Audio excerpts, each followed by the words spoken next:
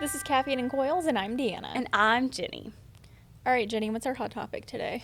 All right, our hot topic today is things we overthink versus things we ignore. So I think this is a topic that many business owners struggle with. It's not exclusive to just our industry, but when I was putting together my notes for this topic, I was thinking about a time when you and I were sitting in a coffee shop, and it was the first time we'd ever met, and we were talking about how to launch this very podcast. And you told me that we just had analysis paralysis, and I feel like a lot of times business owners struggle with having analysis paralysis on certain things. I agree. And that's one of my favorite things, actually, is to just do things and see what happens. I think especially from I try not to think about it too much, because if I start thinking about it too much, then I'm not going to be able to complete the task. That's exactly where I was. Yeah. Like, I think we both knew we wanted to have a podcast, but I didn't have the expertise, and I just didn't really know where to start. We actually did get started with a different co-host who really wasn't interested in being on the show, but he entertained it. Yeah. So I don't even know what happened to that footage, but we did give it a go, and then we were like, okay, we got to go back to the drawing board. This isn't going to work. So Yeah, I think that it's good to just kind of start sometimes, especially like as a creative person. I do that a lot. I will, instead of trying to think of an idea, I'll just start putting some things together, and then it'll start to kind of snowball. Yeah. I think from a marketing perspective too, it's important to be able to take risks and, and be okay with it not working out, because sometimes it just doesn't work out. Yeah, that's true.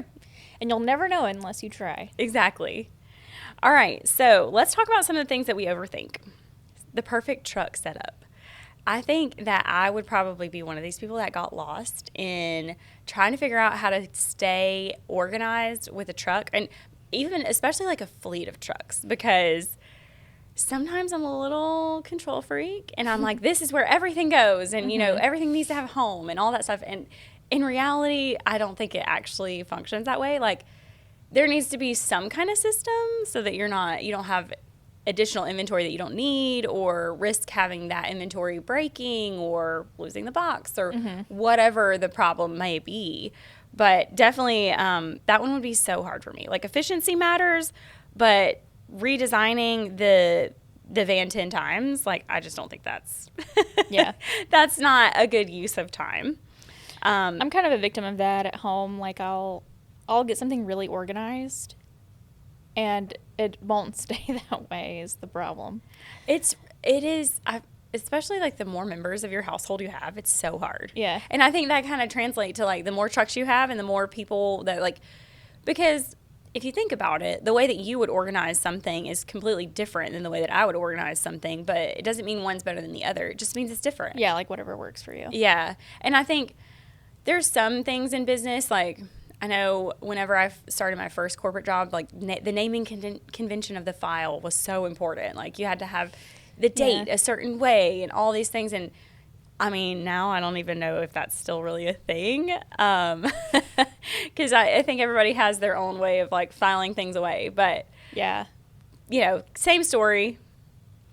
The thing that we should not ignore, though, in comparing the truck situation, is workflows.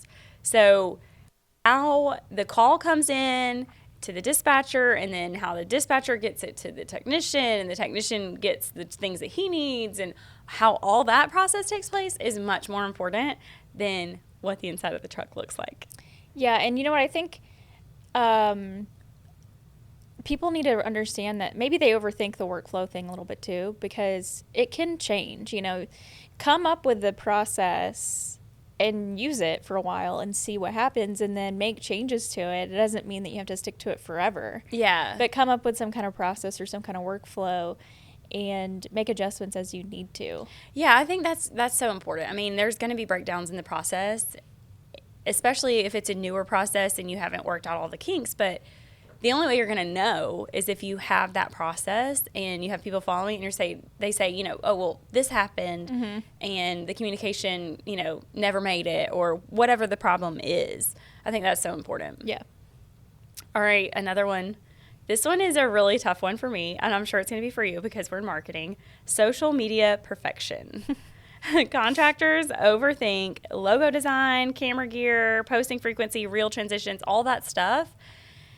And some of it is important to a degree, but I think it doesn't have to be perfect. It's one of those things that you got to trial and error and see what works and see what doesn't, especially on social media, and what the algorithm is doing day to day, you don't really know. So, yeah, I think that sometimes when I see, like for instance, one thing that we talked about with the podcast, and I think some people get hung up on about podcasting and really anything, any kind of content production is like it has to be perfect. I have to make sure I have the right lighting or audio or whatever, but then you'll see these people who have hundreds of thousands of views and it is not the best setup. And I'm so critical of myself, so I'm naturally critical of others. And I'm like, how does this have so many views? How is this viral? It's such poor quality, but the content is there. Yeah. A person fixing whatever, the ice maker in their freezer or something, may have experience with that recently. But I'm like, this looks like it was shot in 1985, but it worked. I was able to fix my freezer. Oh my gosh, that's so great. So yeah, I think that's something that people, definitely do overthink, is just getting the content out there and being consistent is the most important thing. That reminds me of like obviously now we're sitting in the studio with, this wall and these displays and furniture, and we've like had this whole progression of glow up, if you will. But there was a time we were filming with black curtains and office chairs, and that was it. Yeah. And we were like you said, the consistency and the frequency and just getting out there and being consistent doing it. The production wasn't beautiful like it is now, but it was there. So. And, I think another thing is sometimes, I might think like, oh, I wish I would have done this different or done that different or whatever. Or maybe we should have talked about X, Y, and Z during this episode. But you just learn as you go. You'll never learn and have that experience and be able to think about that in the future if you don't try. Absolutely. Yeah, absolutely. And I can't tell you how many guests have told us, well, I wish I would have said this, or I wish that. I wish, all these things. So I think everybody has that. Yeah. That, mindset, like, oh, I wish I would have brought up this topic or whatever. So, but it's just more content we'll get in the future. Yeah. Exactly. All right. The things that they're ignoring that HVAC contractors tend to ignore sometimes is having 5-star Google reviews. And I would say that one's really important, because I just feel like we all are looking to see how people what experience other people have had with with contractors and in any industry. I'm trying to get some stuff done at my house right now, and I definitely went and looked at Google reviews to see how they did. Okay, how do you feel about when people incentivize a 5-star rating? Like, hey, if you give us a 5-star Google review, we'll give you $10 off your next service, or whatever, X% off, or, when they give some kind of incentive to give a 5-star review, do you think that creates like false 5 stars? I do. And I think, so some of the big box stores, and I've seen this before. As someone who worked on the backside of retail for a manufacturer, there are they had whole programs designed around giving people the product for free to get the reviews that they needed on their website. Yeah, I've ordered things from Amazon, and it's like, hey, if you give us a 5-star review, and you send us a screenshot, we'll send you this free whatever. Yeah. Mm-hmm. So I've seen it a lot of times now. Like I think Walmart.com does this one. It's like paid promotional review or something like it. It's you can see people get the item for free, and they have to say like, I received this free, yes, or whatever, did not affect my review or whatever. Yeah.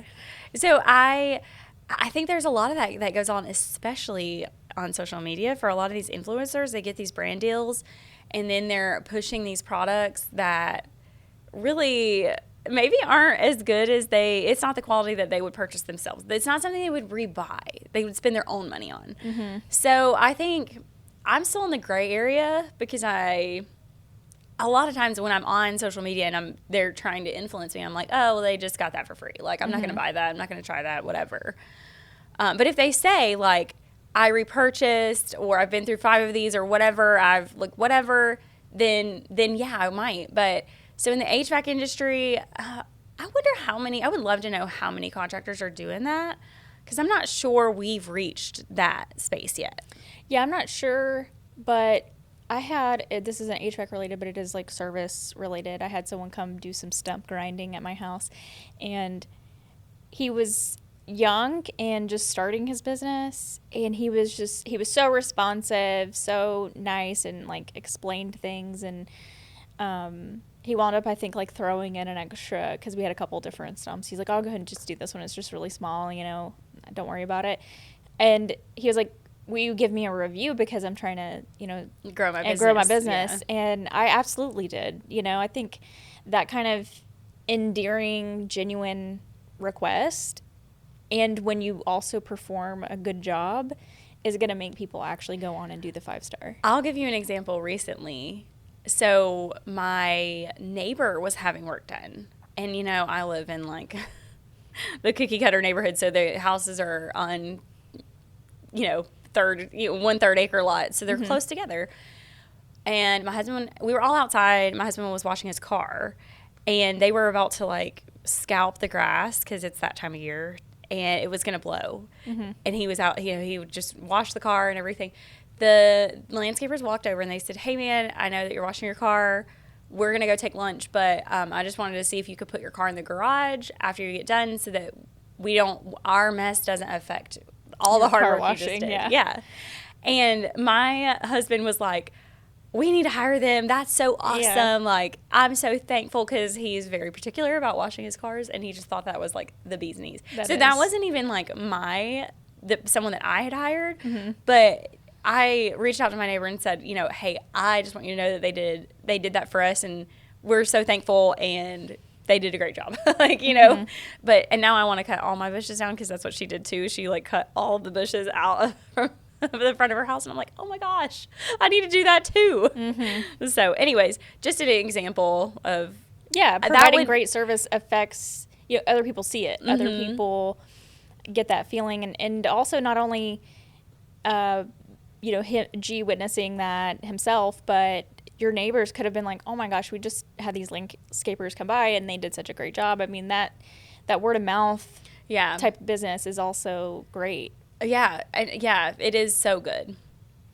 All right, technician soft skills. We've talked a lot about this one on the podcast before, but we obsess over their certifications, the tools, the install quality, which is important. But sometimes we ignore how someone, if they have eye contact, if they can explain the findings clearly, if they're clean, if they have the emotional intelligence to know how to handle different customers in different situations. And, one thing that always comes to my mind is not parking your van in their driveway, especially if your van leaks or something like that, or maybe you're blocking them in from getting out of their garage or whatever. Like those soft skills are really important, because I know from previous experience, if you really want my business and you're like too overly excited about getting that business, I'm not going to hire you. Or if I don't feel like you sit down and explain to me what's going to happen, or why this broke, or what the cost details are, then I'm probably not going to be very happy, a very satisfied customer. So those things are all very important. Yeah, I agree. I just recently had someone come out to quote me on our porch railings are just old and they need to be replaced. And I didn't want to spend the extra money to get metal ones because I'm cheap.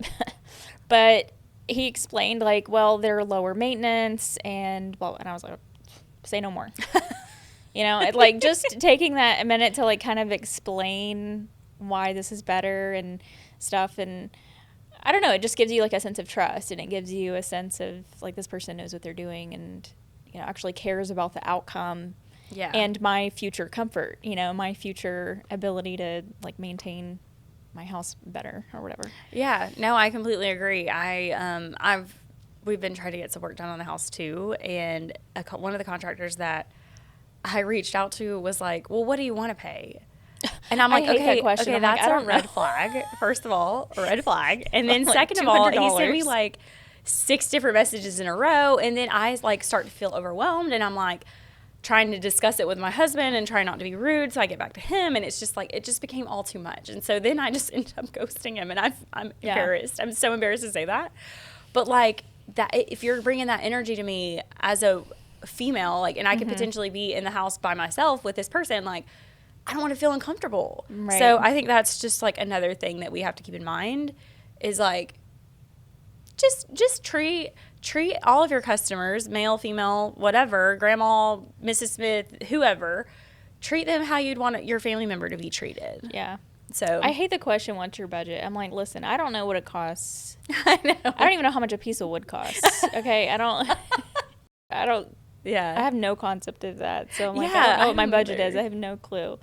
Just tell me how much it's going to cost, and I'll I tell you if I know. can do it. Yeah. And if I tell you that I don't like that my budget is smaller and I want like to minimize the project because of that, Yeah. let's move forward with that. Like, don't Yeah. pressure me and be like, well, I'll knock $200 off. I've already told you that I don't want to spend the extra $800 or whatever, Yeah. because that's where I'm at. So, You know what? The same thing happened to me a few years ago where they were just too pushy. And I was kind of like, I don't know. Let me talk to my husband about it. And he's just like, well, I'm the best, whatever the service was there is. And I'm the only one that's actually licensed. And da-da-da. I mean, he was like just sending me so many messages that did what you did. And I was like, I'm not talking like, to I'm you out. anymore. Yeah. Blocked. Yeah. It's just like, I just don't, I don't know. It just makes you, I don't know. It just gave me this weird anxiety where I was like, oh my gosh, I need to answer him. But then I'm like, I'm just done. Like, I can't handle the 6 messages over and over again. So we had someone else come out and quote it. Okay, last one on my list is tool brands. This is an age-old battle.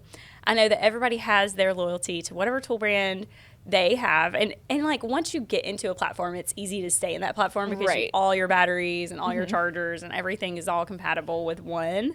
But it's a little bit more important to make sure you have the right tools for the job. And whether or not you have a tool allowance is also important, because some of these tools that these guys need are so expensive. They are very, very expensive. And we try to make different options available to fit everyone's budget, depending on what it is.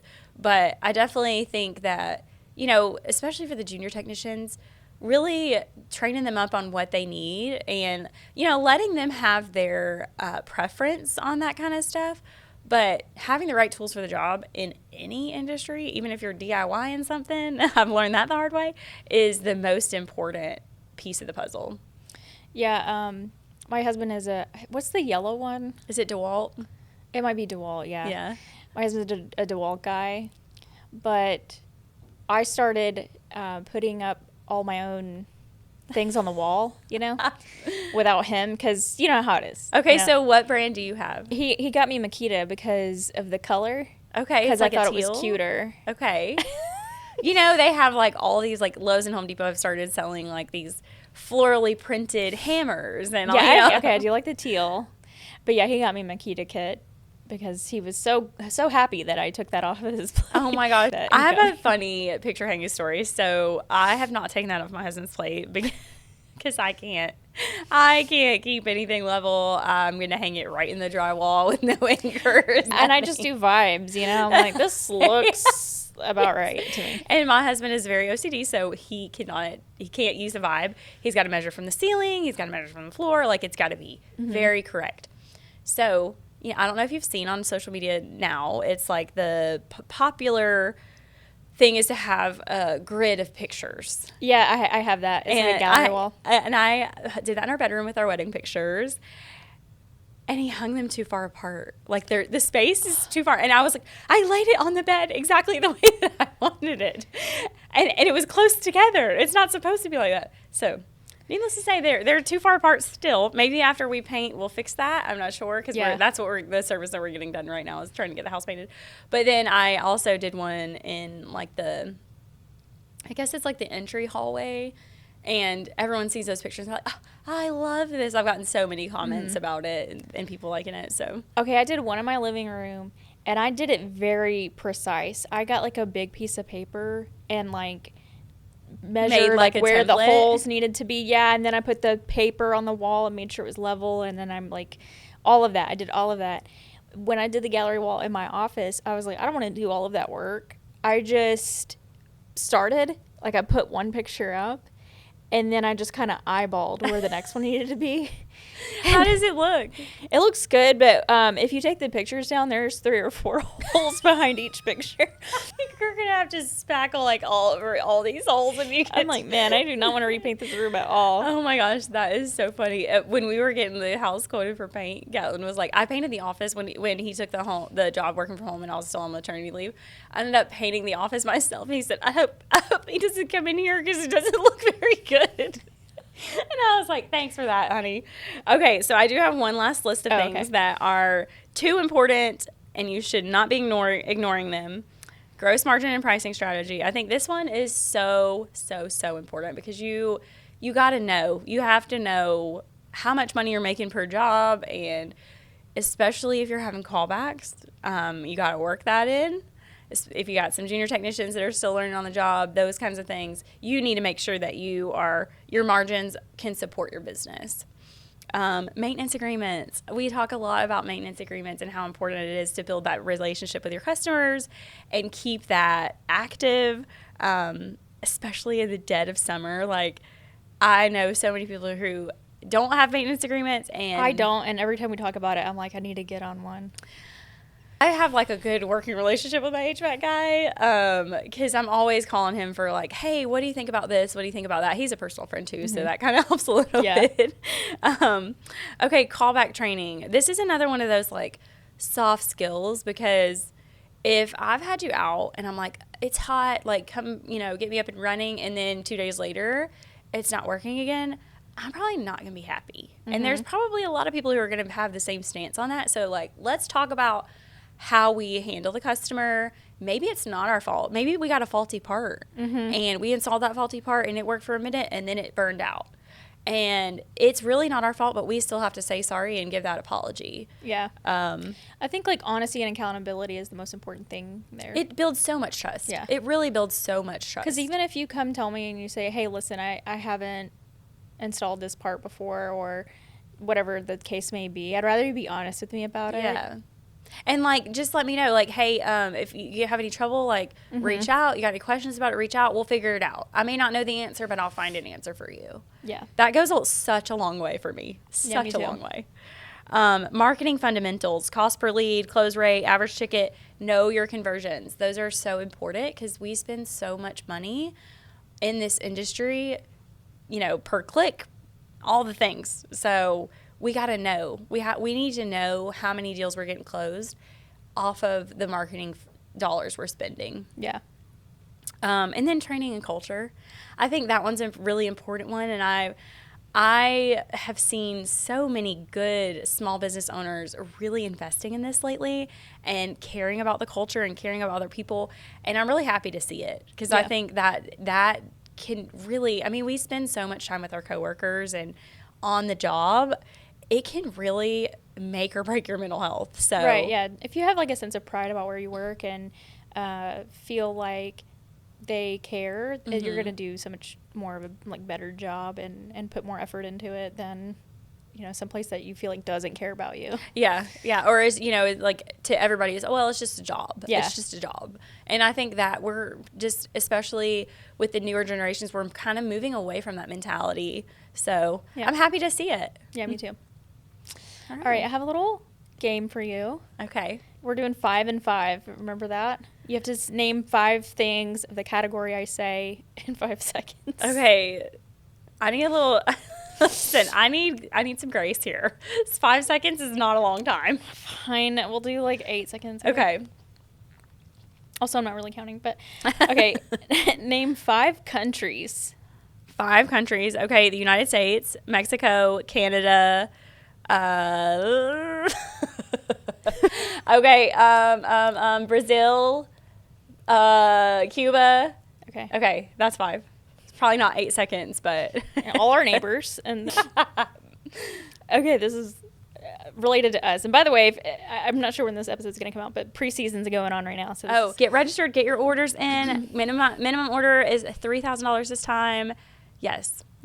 So name 5 preseason eligible items. Okay, capacitors, motors, chemicals, oh my goodness, filters, and IAQ products. Oh, okay. That sounds perfect. There you go. I did this for you.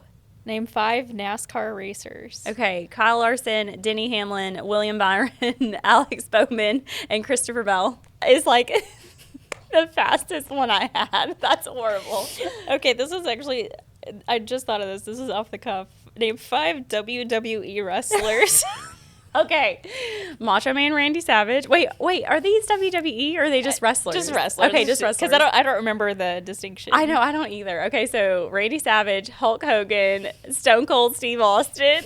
The Rock. Yeah, and I don't know. I do not even know a fifth one. Ric Flair? Okay, yeah. Okay. That was Love that. oh my gosh. Okay, also, I just need you to know, if you haven't ever watched the documentary on Stone Cold Steve Austin, you should. I don't think I have. We've watched several wrestling people documentaries, actually. Really? There's this whole series. I'll tell you about it, but I can't remember what it was called. But yeah, there's this whole like wrestling series on Vice. It's really good. I don't know. Is that a streaming service?